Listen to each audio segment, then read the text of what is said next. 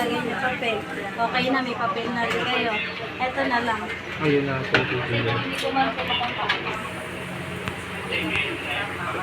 Kasi hintayin mo na lang. Kasi ka magkakapin yan.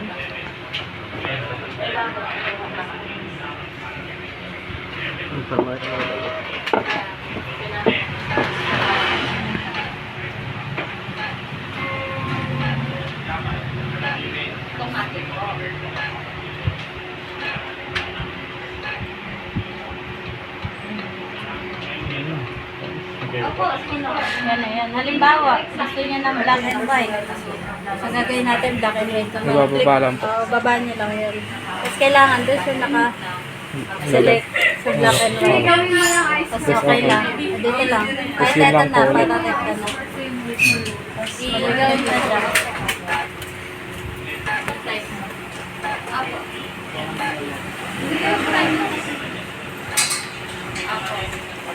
Tapos ito naman. Orientation. Pansin mo, magkaiba diba? Oh, gamit colored po. Kasi ito, papakita ko sa inyo yung pagkakaiba ng ito yung sa density. Pansin nyo nasa gitna siya. Ayan yung may line na sobra na yan. Kasi yan yung normal.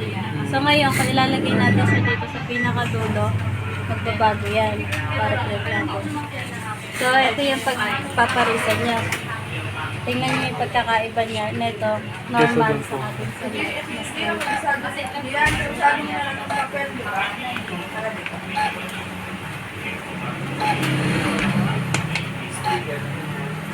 Mas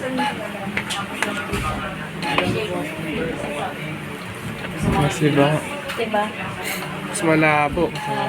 Kaya ting pare, sakaling gagamit kayo ng ganito, lagi niyong check kung doon ba siya sa normal. So ngayon, punta naman tayo sa pinakadulo.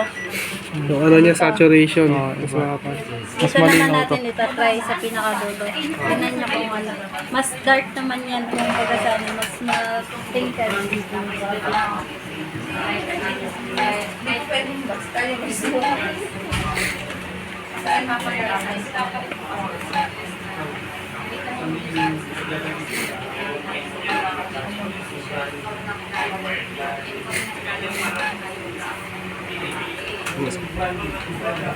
Alin original? Yung normal. Ito yung ito po.